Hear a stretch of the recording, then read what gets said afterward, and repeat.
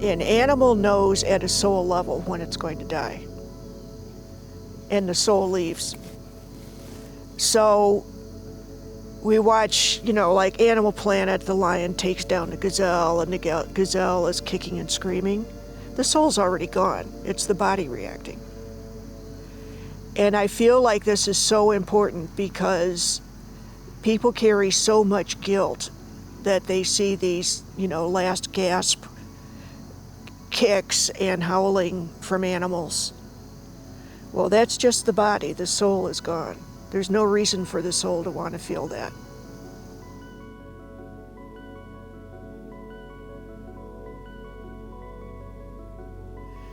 I have looked at my records and I've done at least 140 readings of different sorts. About a third of my commissions are to work with animals who are about to pass over or who have already passed over. And that work is really significant to me because I can help bring closure to the animal's humans. I can assure them that the animal is fine on the other side. And if they have any regrets about the animal's life, we can ask the animal about it. And invariably, the animal will say something like, "You did the best you could, and I love you unconditionally."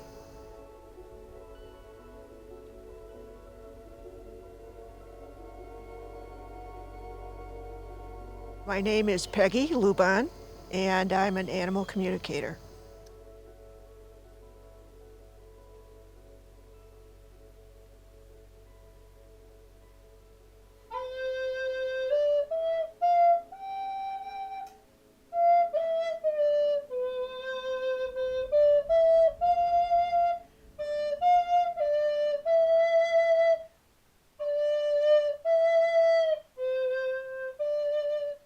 I do get asked, what does it take to do animal communication?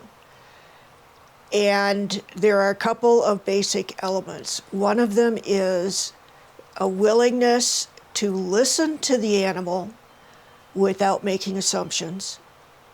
Another is committing to represent the animal honestly and authentically as the voice of the animal. And a skill level of being able to make the connection with the animal to start with, which is a heart connection. It really needs to come from the heart. Animals live in their hearts, not in their minds like humans do. And that is very important. Do you see pictures? Yes, the animal and I can send each other images to help explain something. Do the animals speak English? Yes, they do. It's a complicated issue. I'm pretty confident that French-speaking animal communicators communicate in French. If I was speaking Spanish, I'm sure they would respond in Spanish because this is a matter of spirit, not the brain. I don't know all the answers about how all this works. I'm not sure that I care to try to figure out all the details. It works, it's beautiful, and it can be tricky to explain it to others. I have a friend named Delynn who is a therapeutic massage specialist. I also have worked with her dog, Bernie. Bernie is a delightful dog. He is a profound healer as a dog healer. Many people don't know this is possible, but it's actually very common. Bernie passed about a year ago. He has helped out with some animals who have been reluctant to do a reading, and I asked Bernie to step in and explain what's involved. And it works very beautifully because the animal always has a choice whether to do a reading. So Bernie is still doing wonderful things from the other side.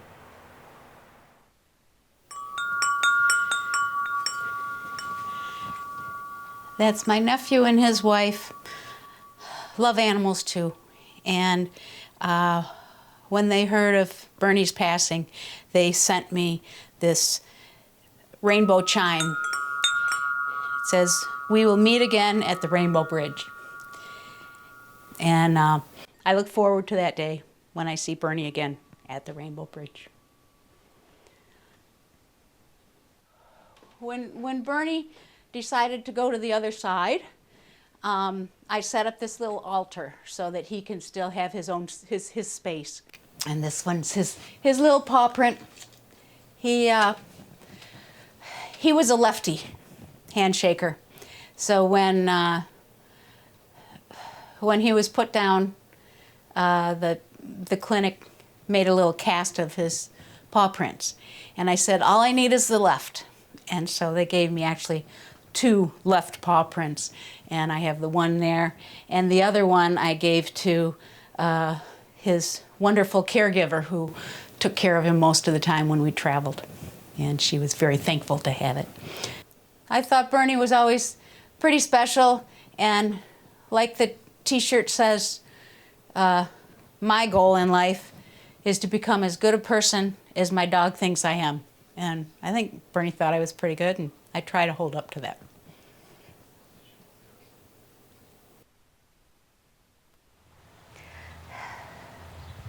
Bernie was such a joy. He was very smart and would make you laugh. And I wanted to understand him more and understand how to embrace that joy that he had. I haven't always felt that I've had that much joy in my life a lot of times, and to see if he could teach me through some of his communications and how to put a smile on my face more. He, when he'd come running at you with his little tiny paws, just going as fast as they could, you couldn't help but smile. He was a great dog. I'm smiling now, just imagining it.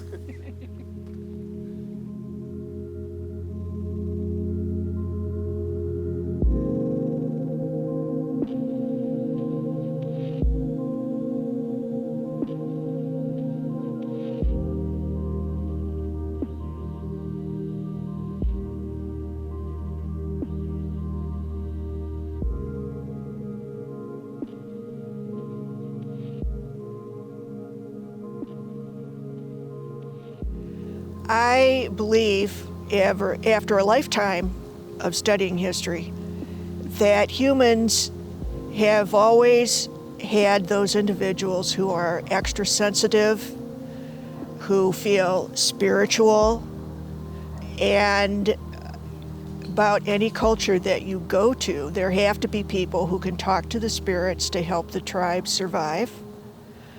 You have shamans, medicine men, whatever you want to call it.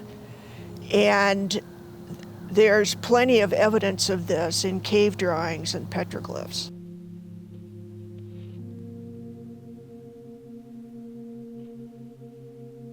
Most people ask me, will my animal come back to visit? And the answer usually is absolutely. They don't want to leave you so suddenly because they know it's painful for their human.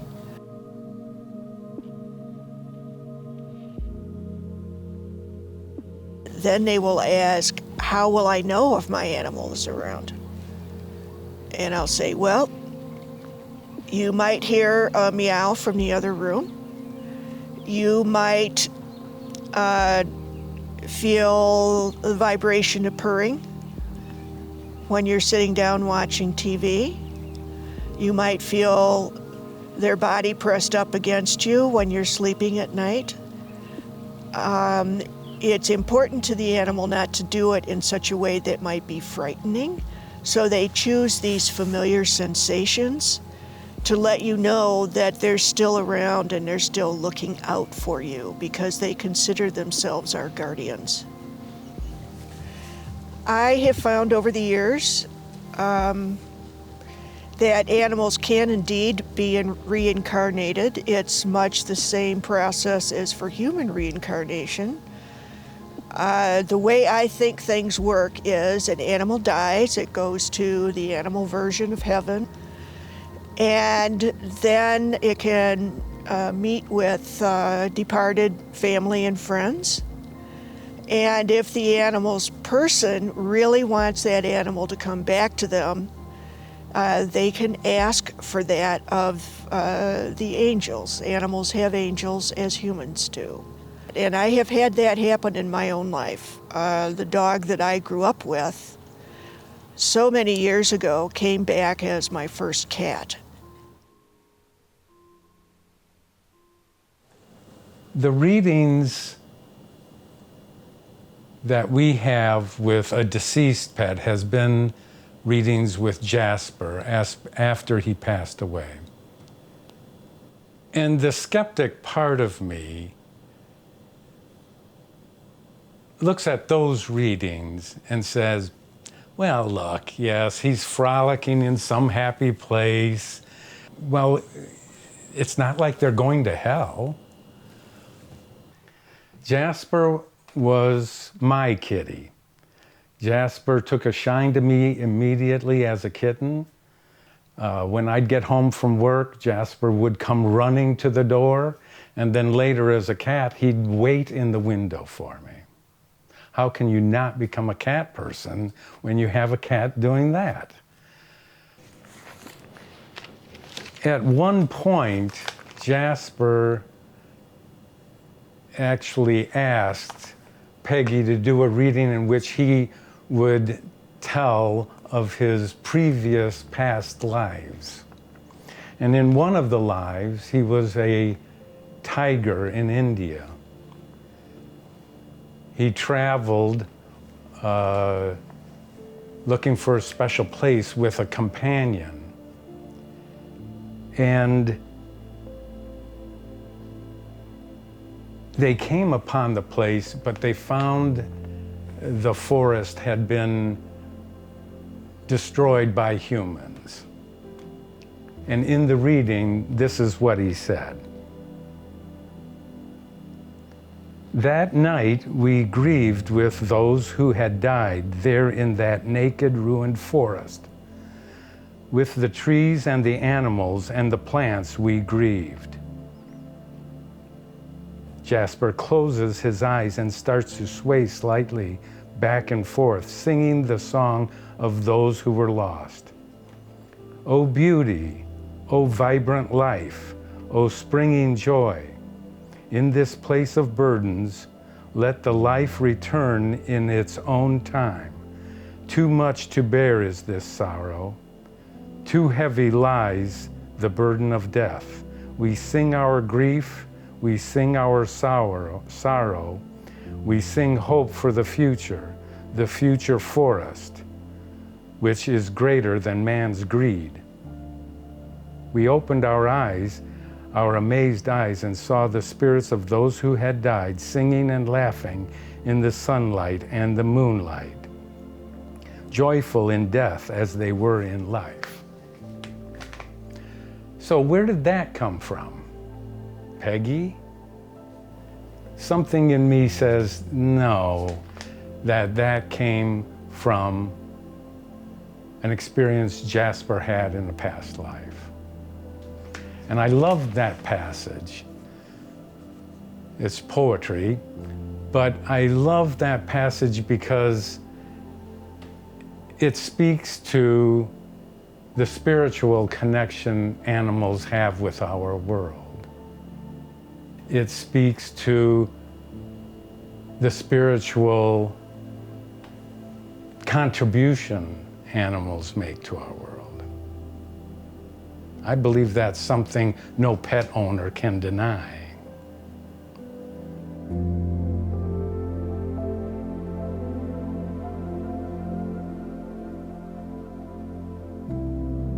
I've had people ask me, how do I know whether it's time to take my animal in to get euthanized? And that's a tough question. Will they try to keep going, absolutely, if their human isn't ready to let go of them. They will almost always do what the human wants them to do. And they know when someone isn't ready to let them go. And that turns into some painful situations. So Theron was the first dog I had her help me with. He was a Rhodesian Ridgeback. He developed something called degenerative myelopathy, which is not uncommon with Ridgebacks, and it's effectively like multiple sclerosis in humans. So it became a question of how much longer does he want to stick around? And it got to the point where his muscle mass had decreased so that he went from 100 pounds to 75 pounds. And his hind end did not look like it fit with his front end anymore. It was very atrophied. And as he began falling a little more and then seemed to be having trouble with his bowel and bladder control, it's like, okay, this is really the point at which it's not good for us to see him this way. Is he ready to go? And Peggy talked with him, and all three of the dogs she's talked with for me that were transitioning, they've all said the same thing in different ways. We're happy to stay as long as you want to keep us here, but it's okay if you want to let us go now. Basically, they all just say, whatever you decide, it's okay, because I'm here for you. And I, for both for myself and for many of the pet sitting clients that I see, I feel like a lot of us wait too long to make that decision and to have our animals put to sleep, because we want to keep them with us, and it's selfish on our part, and I think I did that with Theron. I wish I had checked in with Peggy about it sooner and talked to him about it sooner and let him go sooner. So Peggy works remotely, so she doesn't need to come to my house and sit with my animals and meet with them and talk with them. She's able to connect with the animals virtually, I guess you would say. I think like many animal communicators, she finds a picture of the animal helpful. So she has a picture that kind of helps her focus her energy on who she's talking with. So she finds out who I want to talk to. I send her the picture. She has a conversation with them at a time that's convenient for both of them, and then she emails or discusses the results with you in person. So The animal doesn't know me. I introduce myself. Here's why I've connected with you. Would you like to tell your human how you feel about this problem?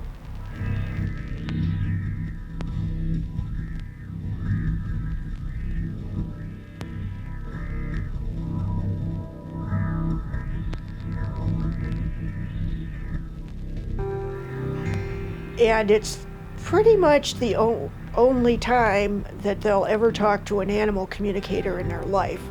Many of the animals have no idea it's even possible.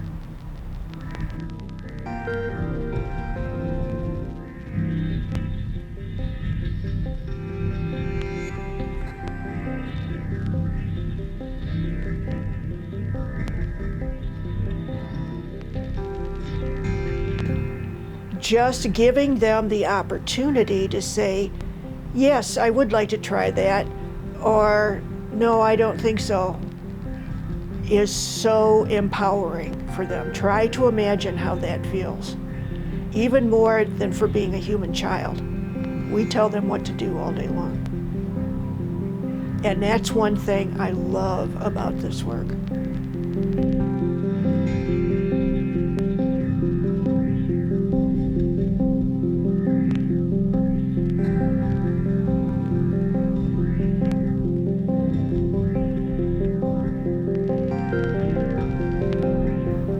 And very often the animal will brighten right up and say, oh my gosh, you can do that? I said, yes, that's my work. What do you think? She said, oh God, yes, I need Mom to know why. I'm so unhappy. Help us be happy again.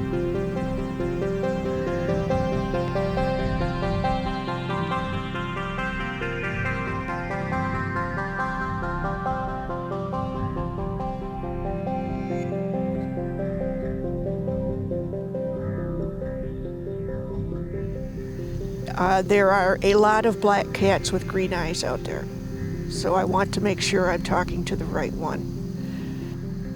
If you remember the old-fashioned radio dials where you would dial it up to try to get just the right station, that's the best way I can describe it, and I can feel when a connection is made, so it's not a real simple thing to explain. I can tell when I have a good, clear connection with an animal when the animal tells me something I could not possibly know. And a good example of that would be a retired racehorse I worked with. His name was Champ. Champ kept stopping at a certain place on the trail and refused to go forward. So his owner wanted to know why. Champ said that his right front shoe was loose, and stepping in that particular place in the trail felt awful to him. So we finished the conversation. I sent the report over to Champ's owner. She called me back, and she said by the time I got out to the barn, Champ had already managed to pry off that loose shoe. I could not have known that. I could not have made that up. Did that just come from Peggy's imagination? Well, that's the question, isn't it? Where is Peggy's mind or her influence coming into the readings and what she's telling us, and what is truly the cats? Some of the things that we heard from these readings just seemed a little bit far-fetched. I feel that the comments that her readings have been genuine. I think she's had a good rapport with Bernie. I trust what she's gotten from him. It's helped give me peace of mind. And it's been fun. It's just fun to hear some of the stories because there's no way anybody could make them up. So you know it's got to be coming from the animal. And it's a neat thing.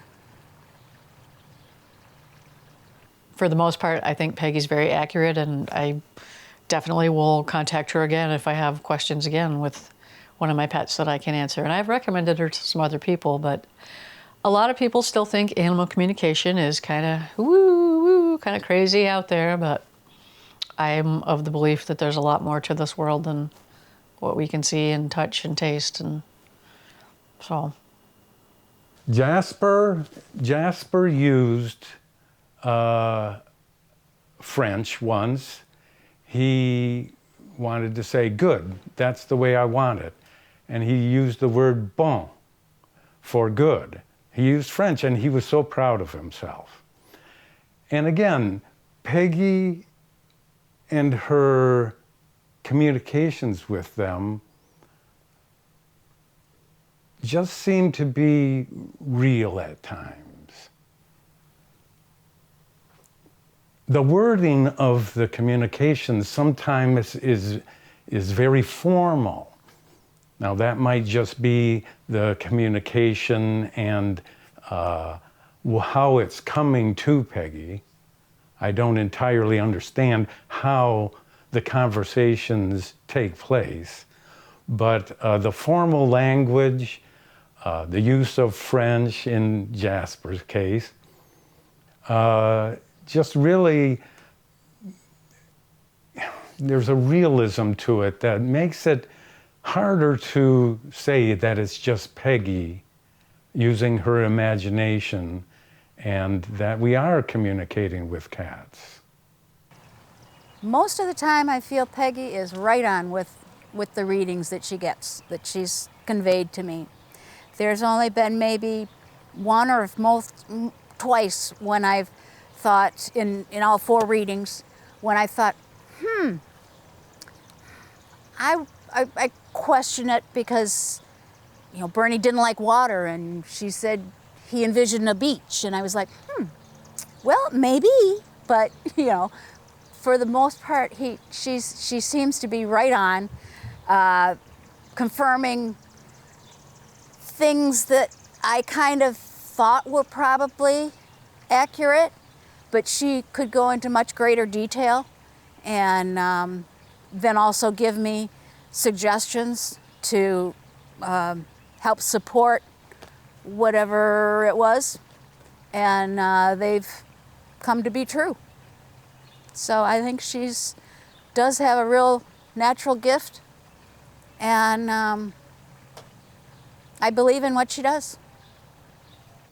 There is one other specific communication that was really interesting, and that was that our cats complained to Peggy that when we went out of the house for a period of time, they were left at the house with no knowledge of what we were doing, and the cats actually asked that we communicate with them and tell them we'll be back in an hour. We're just leaving for a little bit, and we'll be back. And again, my wife took that to heart, and we speak with our cats now all the time, and where we're going and how soon we might be getting back. Are these roses? Pink roses? I think I'll get this.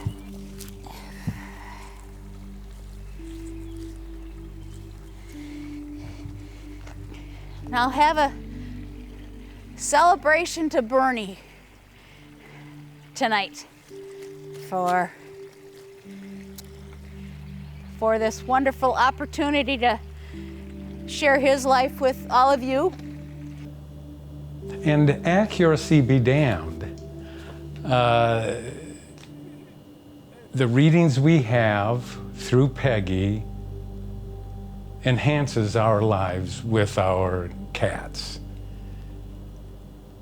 I've talked with enough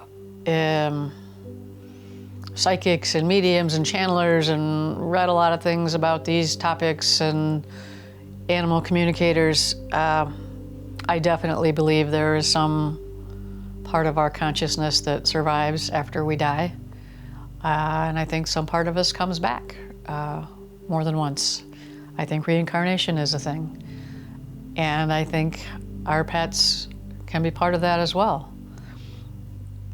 After Tyrone died, I had him put to sleep in my bed, which was his favorite place in the house. He loved the Tempur-Pedic mattress. He was the last dog up in the morning. Breakfast was the only thing that would get him out of bed. So to me, it was a very kind thing for him that I could have him put to sleep at home. So he would sleep with me, and I would sleep on my side, and he would sleep with his back against my back.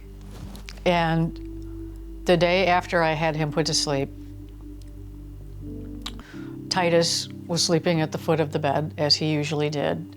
And then in the morning, I kind of woke up and like, oh, that's so nice that Titus came and laid against my back like Tyrone used to. And then I looked, and Titus was still down by my feet. I believe that Tyrone kind of gave me a little check-in to let me know he was still there. And then that night, I had a dream. He was in a beautiful meadow, green grass, sunny, and he was running and leaping, kind of like, look what I can do again. I'm okay, Mom, it's all good. So, I'm quite certain that there's some part of our pets that continues on. And I look forward to seeing mine again someday. The ones that have crossed the Rainbow Bridge. I wanted to be able to help people connect with animals. And it's closure, it's resolution when you have no idea what to do. It can give a lot of emotional relief because you know what the animal wants. And in speaking to animals that have already passed, it's a question of, I felt like I didn't do everything I could to take care of my dog, and I feel so guilty. And so it's compassion for everybody involved. Does anybody call you crazy? My favorite cousin is convinced I'll go to hell. Does that count? Yeah.